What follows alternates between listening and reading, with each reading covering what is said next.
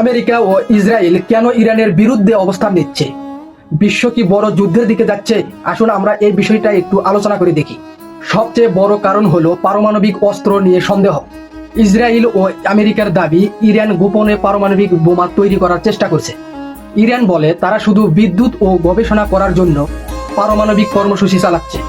Israel মনে করে Iran যদি পারমাণবিক অস্ত্র পায় তাহলে তাদের অস্তিত্ব হুমকির মুখে থাকবে। তাই ইসরায়েল বহুবার ইরানের পারমাণবিক স্থাপনায় হামলা চালাচ্ছে।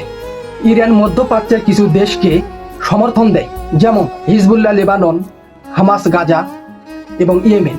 ইসরায়েলের অভিযোগ এসব সংগঠন ইসরায়েলের বিরুদ্ধে হামলা চালায় এবং ইরান তাদের অর্থ ও অস্ত্র দেয়।